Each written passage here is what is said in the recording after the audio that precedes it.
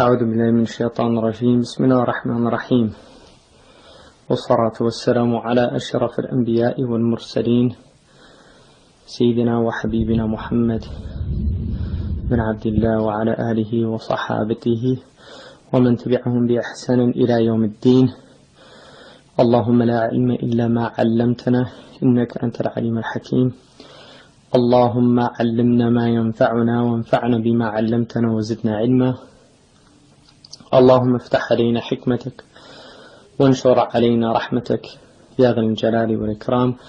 وصل اللهم على سيدنا محمد وعلى آله الكرام، ولا حول ولا قوة إلا بالله العلي العظيم. الحمد لله. Allah subhanahu wa ta'ala says in the Quran, يوم لا ينفع مال ولا بنون إلا من أتى الله بقلب سليم. On that day, which means the day of judgment, nothing will benefit the human being, neither wealth nor children, only the one who brings to Allah subhanahu wa ta'ala a sound heart. The sound heart, or al-qalb al-salim, is a heart that's free from the defects and the spiritual blemishes. So this heart actually is considered the spiritual heart and not the physical heart, although the spiritual heart is centered in the physical heart. One of the extraordinary things about the modern era is that we're finding out things about the heart that were previously unknown to peoples who went before us.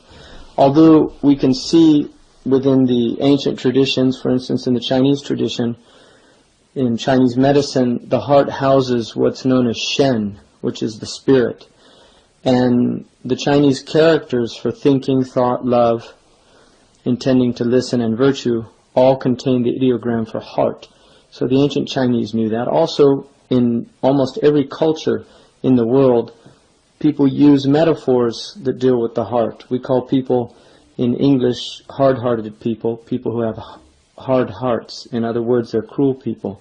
Somebody who has a cold heart or somebody who has a warm heart.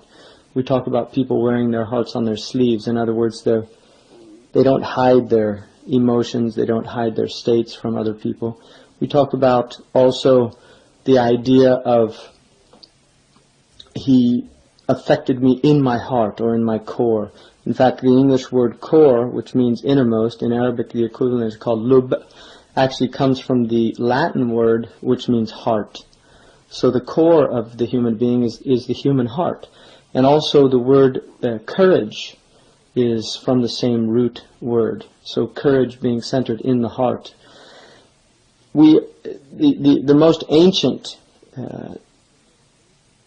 Indo-European word for heart means that which leaps. And there's an idea of the heart beating or leaping in the breast of man.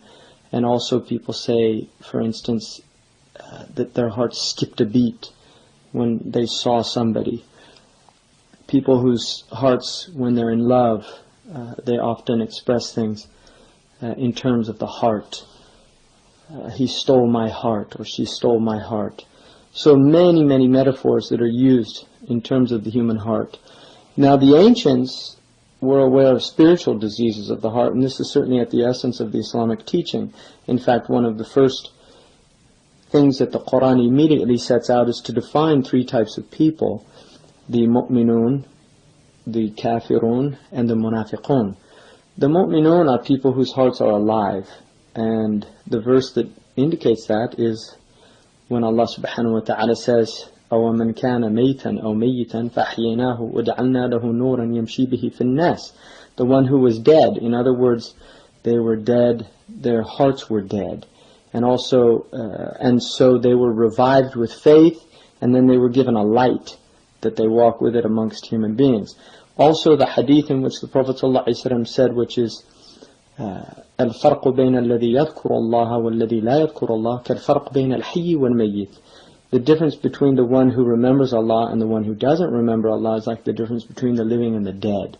So the mu'min is somebody whose heart is alive. The kafir is somebody whose heart is dead. And the munafiq is somebody who has a disease or a sickness in the heart. That's why Allah subhanahu wa ta'ala says, فِي قُلُوبِهِمْ مَرَضٍ فَزَادَهُمُ اللَّهُ مَرَضًا. In their hearts is a disease, and so they were increased in their disease. And this is also in accordance with another verse that says, فَلَمَّا زَاغَتْ قُلُوبُهُمْ أَزَاغَهُمُ اللَّهُ.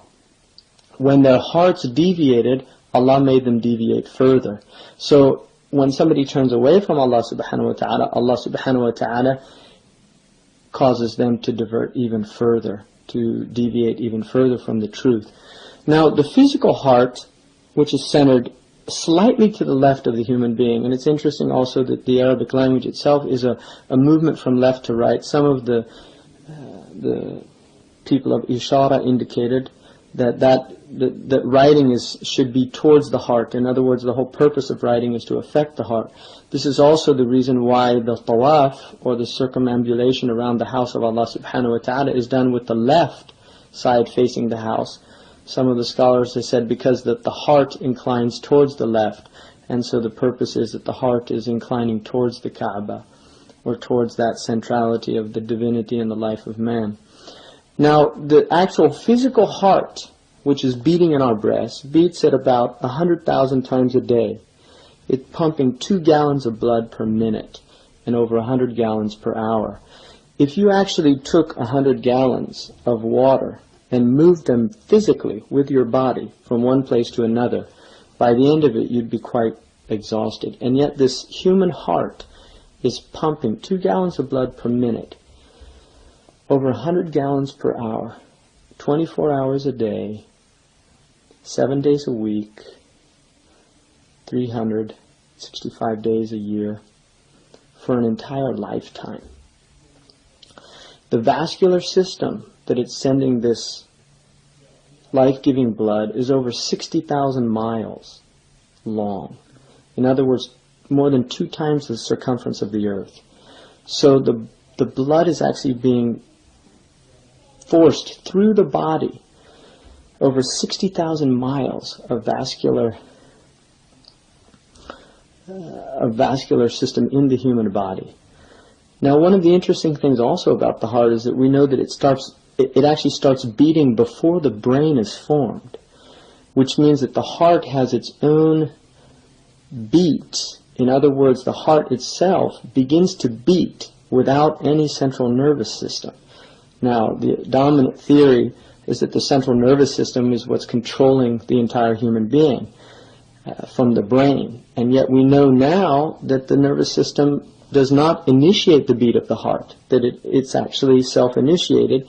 And we also know, or we would say initiated by Allah subhanahu wa ta'ala. And also we know now that the entire heart, all of the connections to the brain can be severed in a heart transplant, and another heart can be put into a human being's body, and the heart continues to beat without any connection to the brain whatsoever, because we cannot regenerate nerve cells. So the fact that the heart itself is not only the center of the human being, but it is not beating because of the brain, because of the central nervous system.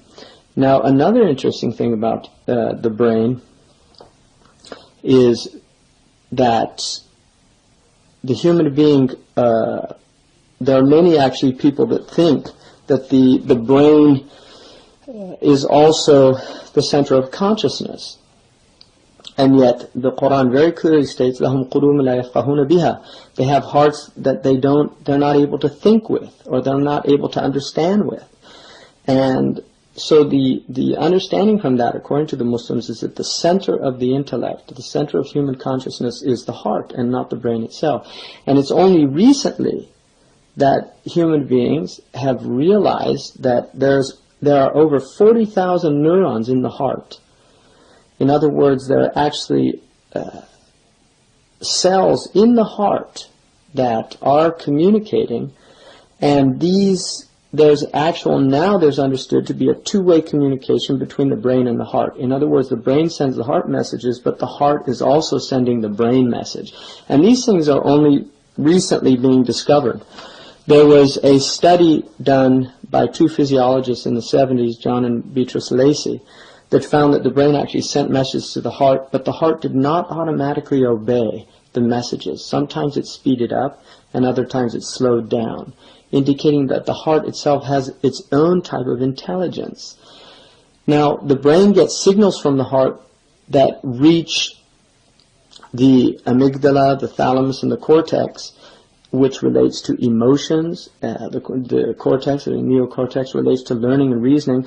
And these are only recently discovered, and we don't fully understand them. But what we do know is that the heart is an extremely sophisticated organ, and it's also, according to the hadith, it's a source of knowledge. The Prophet Muhammad ﷺ said that wrong action is what irritates the heart, and you do not desire other people to see it. So the heart actually knows wrong action, and this is one of the reasons why people can do terrible things, but ultimately they're affected. If you look, for instance, in Dostoevsky's Crime and Punishment, what the brilliant Russian author was indicating in that story was that the crime itself is the punishment, because human beings have to live with the results of their actions. And that the soul, when somebody does a crime, when somebody does something that is against the heart, is against the soul, then that actually affects the human being to the degree that they will go into a state of spiritual agitation, and they will use many, many ways to cover this up. This is what kufr is. It's a covering up. They will use alcohol, they will use drugs, they will use sexual experiment, they will use all seeking power, seeking wealth, seeking fame, all of these ways to try to basically to go into a state of heedlessness, into a state of submersion into the world that makes us forget our essential nature, that makes us forget our hearts. And so people become very cut off from their hearts. Now, one of the things about being cut off from the heart is that the more cut off from the heart you get, the sicker the heart gets, because the heart needs nourishment. And heedlessness is basically starving the spiritual heart. When you go into a state of unawareness, of lack of awareness of Allah subhanahu wa ta'ala, and of your ultimate concern, which is the akhirah, the infinite world in relation to the finite world, that we're only in this world for a temporary period. And so that when you look at the infinite world in relation to the finite world, suddenly your concerns become focused on the infinite world and not on the finite world. And yet, when somebody is completely immersed in the finite world, believing that they will be here forever, believing that they will not be taken into account for their actions, that this action in and of itself ultimately leads to the spiritual death of the heart. But before it dies, and then becomes putrid and completely foul, it will show many symptoms. And these are called the diseases of the heart. These are the spiritual diseases of the heart. Now, these diseases are divided into two. There are two types of diseases. The first are called shubuhat. And these are diseases that relate to the understanding.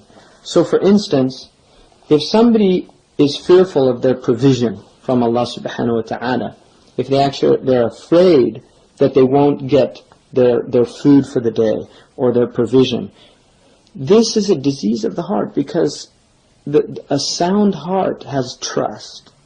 A sound heart actually trusts in Allah subhanahu wa ta'ala. And a sick heart has doubt.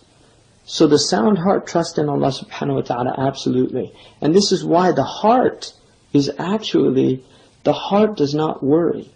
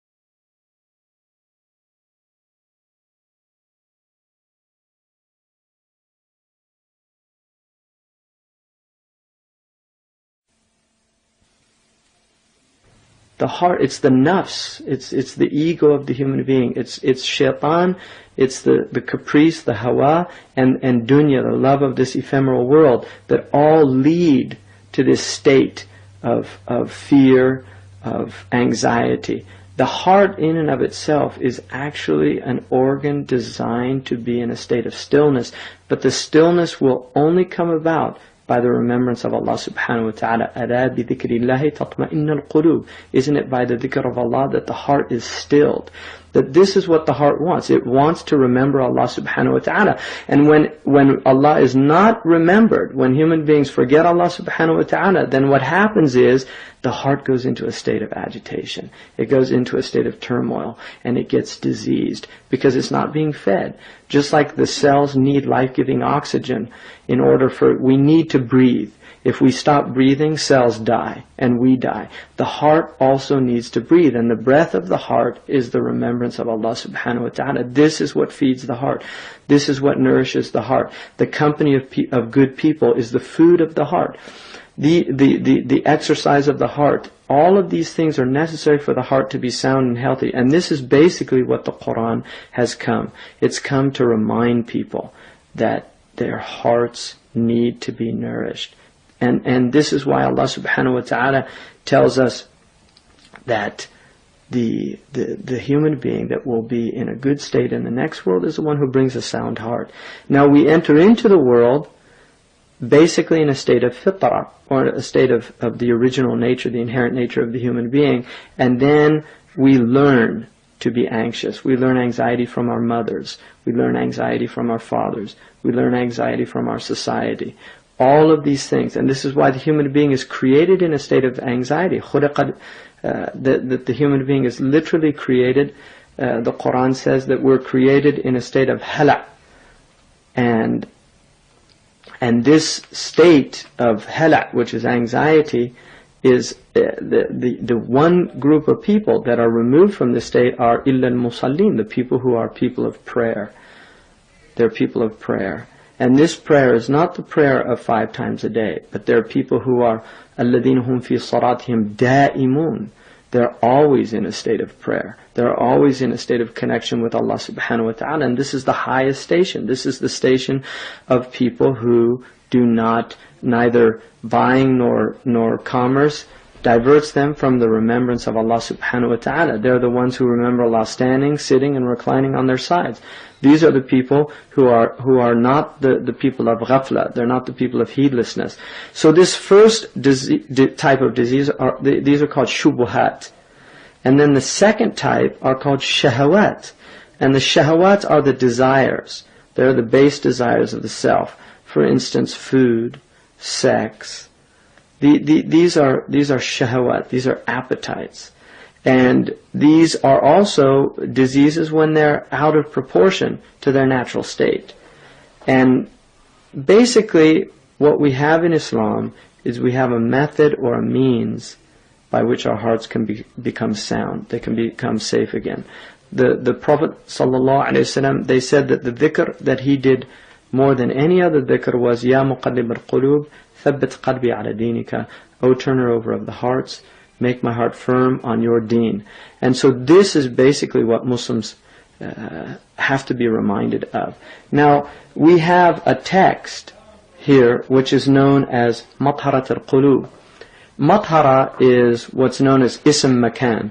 It's the place, or it's also a tool by which the tahara comes about. So mathara itself is a tool by which, and this is what this book is. It's the alchemy of the hearts. It's how to transform the heart. And was written by a great scholar, Sheikh Muhammad Mawlud al-Musawi al-Yaqubi al-Mauritani.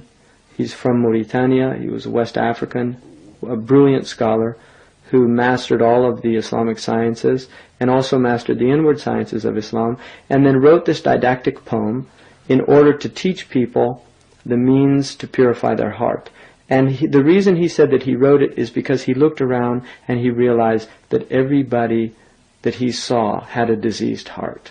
and he felt that people learn abstract sciences of Islam, like grammar and rhetoric and logic, and yet those things they might really not have a great deal of need for.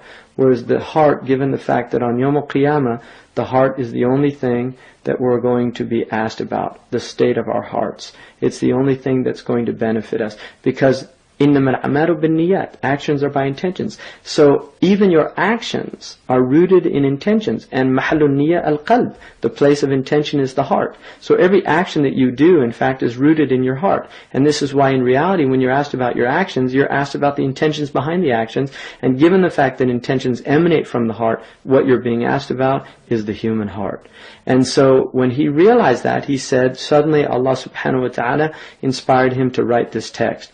And he based it upon many of the previous texts that had gone before. Imam al-Ghazali, Hujjat al-Islam, the proof of Islam, Imam Abu Hamid al-Ghazali, in the Ihya Ulum al-Din, his famous book, The Revivification of the Sciences of the Deen, is a book that he actually wrote in order to purify people. And this is why the fourth section of the book, which is the final section, is al-munjiyat wal-muhrikat, those things that save us and those things that destroy us. And many of them deal with the heart. And the first book is Kitab al-Ilm, which is the book of knowledge, and knowledge is centered in the heart.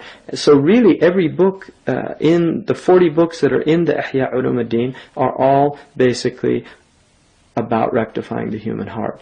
If you look at the world today, the tribulations, the trials, every war that we have, every bit of suffering all over the world, it's rooted in human hearts.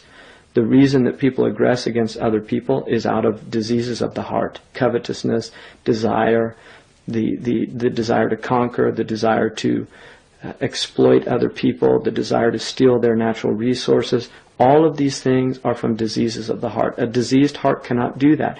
Every murderer, every rapist, every idolater, every foul person, every cruel person, every person that shows any act of cruelty, all of this is emanating from diseased hearts.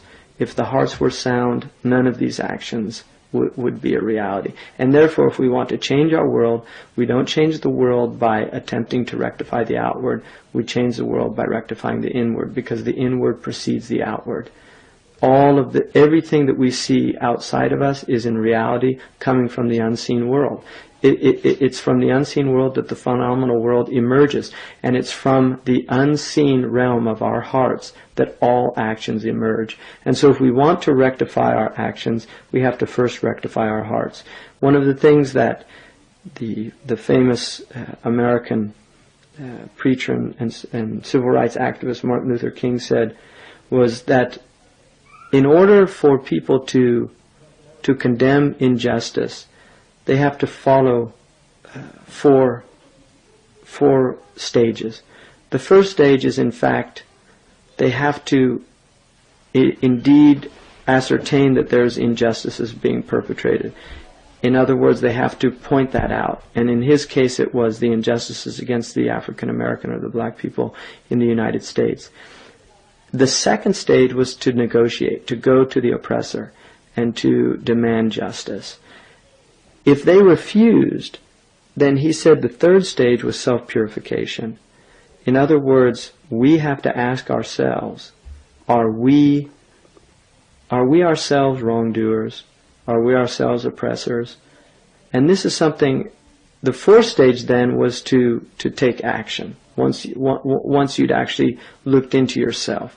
Now, one of the things that the Muslims of the modern world really fail to recognize is that all of the things that are happening to us, all of these terrible things that we're seeing, it seems that we don't want to look at ourselves and ask ourselves, why are these things happening to us? And if we ask that in all sincerity, the answer will come back in no uncertain terms that this is all from our own selves, that we have brought all of this upon ourselves. And this is the only empowering position that we can take, and this is why this is the Quranic position. Allah subhanahu wa ta'ala says quite clearly that He makes the oppressors, some of them, He puts over others. In other words, Allah subhanahu wa ta'ala says in the Quran that some of the oppressors, we put them over other oppressors because of what their hands were earning. And what that verse is telling us is that, according to Fakhruddin al-Razi, radiallahu anhu, he says that this means that whenever there's oppression in the earth, it's a result of other people's oppression. So those people who are aggressed upon are in fact being aggressed upon because of their own oppression. Now, this is obviously not the case for tribulation. There are definitely times when mu'minun are tried. But if they respond accordingly with patience and perseverance, Allah will always give them victory. And this is why the Prophet ﷺ was in Mecca.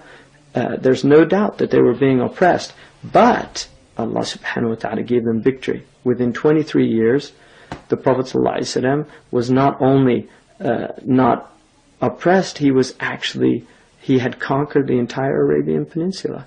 And all of those people were begging mercy from him. Even though they deserved to be recompensed with punishment, the Prophet ﷺ forgave them. And this is the difference between somebody who's purified, whose heart is pure, and somebody whose heart is impure. The impure people oppress, and the pure people not only forgive their oppressors, but they actually conquer them by the power of Allah subhanahu wa ta'ala, and then they elevate them. They actually elevate them to a state. And this is what Muslims have to recognize, that we have to purify ourselves. And this is what this book is. It's a book of self-purification. And if we take it seriously, if we work on our hearts, if we actually implement these things, we'll begin to see changes in our lives, see changes around us, see changes within our own family dynamics. If we begin to implement these things. And that's why it's a blessing that we have this book, and it's a blessing that this teaching still exists in our community. And what's left for us really is to take that teaching upon ourselves, to take it seriously. And so we're going to go, inshallah, through these diseases of the heart that have been clearly